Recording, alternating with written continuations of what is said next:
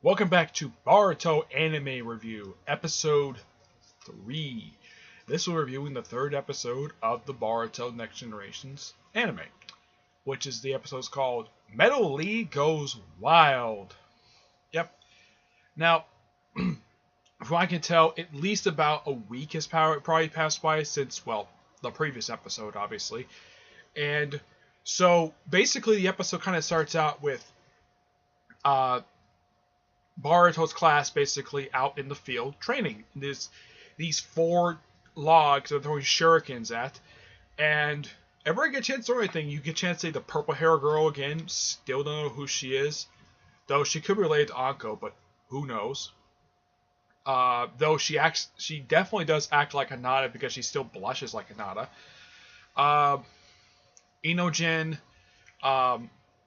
Saki. Metal Lee definitely shows up in here. He gets first ever appearance in the series. Of course, see Bartow, and the guy from the previous episode who Awabi, I think his name is. Yeah, the thing with him is, and the purple hair girl, they disappear about halfway through the episode. Yep, they just stop showing up. No explanation. Excuse me. Yeah, and they're practicing on the field. And then all of a sudden, Bartow comes out with this, basically the purple hair girl throws her, basically first is Shoddy, then Inogen and the purple hair girl, then it's Metal Lee throwing shuriken. Apparently he's nervous, and apparently it's revealed also he's been training in the mountains. Maybe he acts like his father. Yeah, that's one thing quite weird though. Rock Lee is never even referenced in this episode, despite the fact he looks exactly like him. And also, he dresses exactly like him as well. I mean, come on. Mike Guy never wore. I think he did have his fist taped up like Rock Lee did, but he didn't keep it the way now. From what I can tell, he dresses exactly like Rock Lee does. I get the reason why he wears a red belt because, well, Rock Lee wore his headband as a belt. But it's just a red belt when he wears, basically with the green jumpsuit and the taped up fist. Basically, you look like he's an MMA fighter, which is basically how Rock Lee was designed. And basically, he gets nervous, and here comes Bartow with a demon shuriken, and you watch the episode like, where the heck did he get that thing? It's explained that he actually found it in the lockers. And apparently it belongs to Awanabe. Yeah, apparently it's his. So, basically, Bartow, Awami, the purple hair girl, Shadi, Shikari, Metal Lee, and Bartow all get sent to teacher's office by Shino. Yep, Shino gets sent to teacher's office. And apparently they all get punished for this whole thing. Though, in the case of Bartow, I get maybe him and Wabi getting punished, but why the rest? No idea. I guess it's one collective thing. Who knows? Their punishment is to fix the 7th Hokage's face on the Hokage Mount. Which, okay. They finally bring this up. They follow up this from the pilot, which, okay, fine. They actually have to fix it. And they get through a good chunk of the work. And then all of a sudden, Metal Lee, basically, because of his nervousness, accidentally damages a little bit more than Bartow did. Yep. Though they don't exactly go back to it next day, continue to work on it because it was part of their punishment. Yeah. For some reason, they don't. I don't know why. And Shadi says something really mean to Metal Lee. So apparently he gets sort of sad, and of course later on we'll get a chance to see what he has to. And he goes home, and we get a chance to see, first time in the series, Tamari. Yep, she is seen, and Shikamaru is first time to see him. First time since the pilot. Yep, it's been a couple episodes since he was last seen, so it was nice to see him. And Tamari decided to be sort of a punishment type of thing for Shadi. Basically, first she bopped him in the head, which I don't know why this apparently is allowed in the world of Naruto, or apparently kids get bopped in the head and there's no actual regular punishment for it.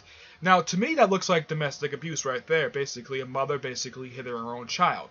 Well, he's probably like 12. And of course, she's pulling the ear. I've had that happen to me a couple of times when I was younger, so several times. So yeah, it's happened to me. So this is nothing unusual. And they talk, and basically, cause she thinks that he got in trouble at school, and they kind of argue for a bit. Then Shikamaru comes home. Yep, Shikamaru, and they apparently Tamari knows Shikamaru so much he can read his expressions. Like apparently, Shikamaru's son do the same exact facial expression, like thinking "what a drag." Apparently, because they thought "what a drag," they get no dinner. Oh, I thought that was so funny. Yeah, and then they had where the next day, apparently, it's just Bartow, Inogen, and Charlie basically just walking to school.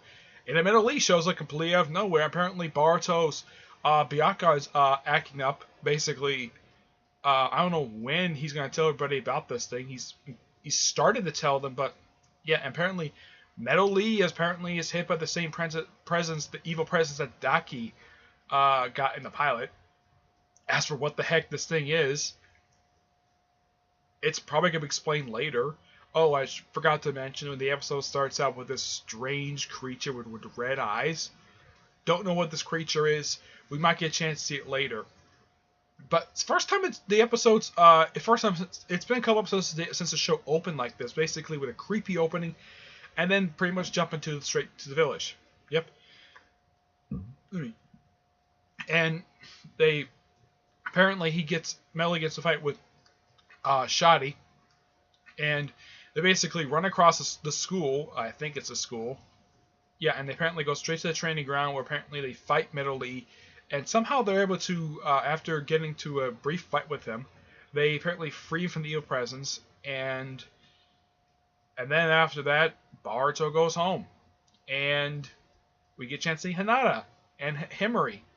Also, first time in a couple episodes since seeing them. Even Naruto makes an appearance for one scene. He's only seen on screen for probably about 2 minutes. Apparently he's tired because he pulled an all-nighter, so apparently he wanted to eat dinner because he's so tired. Okay. Fine. I'm glad the fact I'm seeing him again. And basically Boruto talks to Hinata about the Byakugan apparently, and she refers to Neji, even though technically he was her cousin. He refers to her as Boruto's uncle because they were raised because Neji and Hinata were raised as brother and sister.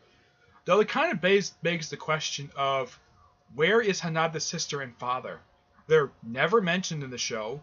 I mean, 3 episodes in, we don't even see a physical appearance by her father and sister. I don't even know if they're still around. There's certain characters that have not shown up yet. I mean, the only old generation characters that have shown up in the past 3 episodes have been just Naruto, Hinata, Shikamaru, Tamari, Shino, Anko, and I think that's it. Oh, and Konohamaru, he showed up in the pilot, but he didn't show up in this episode. Yeah, only 7 characters from the previous generation actually showed up in this show so far. As for the rest of them, who knows? Who knows when? Oh yeah. Also, Chocho and Sadara were absent from this episode. Yeah, it's almost like this is almost like a guys only episode with like 1 girl. Yeah. Out of all the characters that appeared in this episode, there were only 3 girls who appeared in this episode. The purple hair girl, which I still don't know who the heck she is, Hinata, and Himari. That's it. Oh, and Tamari. Basically 4 women. Though in the next episode, it looks like Sadara is going to be seen again. It's not explained exactly where Sadara is. I mean, she was seen briefly in the pilot, and she was seen definitely in the previous episode, but yet this episode she doesn't make a physical appearance. I don't know why. Unless I missed her. I know Chocho didn't make an appearance, which is weird. So most of the new generation characters did make an appearance in this episode. I would say almost all of them. It's nice to see Metal Lee. Rock Lee has not even shown up yet. But there's other characters basically who have not made physical appearance in the show yet. I know that Sasuke and Sakura have not made it yet. Rock Lee, my guy. A lot of the old previous generation characters have not shown up yet. I mean, I get maybe Naruto, Hinata, Shikamaru, Tamari. I get why those four show up in the show because, well, their kids are basically the show, so why not show them? But what about Sai and Ino? Where are those two? As far as I can tell, they're probably still alive. But it's odd that they haven't shown them yet. I mean, in this particular generation, I mean, technically the first anime style of this was in the day Naruto became Hokage. Sai was seen in that briefly in a cameo, but as for the rest of the characters in previous generations, some of them have not even seen yet in the show. But who knows? Yeah, and apparently the next episode is called Ninjutsu Battle of the Sexes, which apparently, and this whole fight is started over the way it looks like the previous next episode looks like it started because Bartow wanted this role in this cafeteria in the Ninja Academy cafeteria. Sadara stole it first. She wanted to buy it first, and apparently this turned into a fight. And apparently this is going to lead into a fight in the next episode between Bartow and Sadara. Which, okay, this is interesting.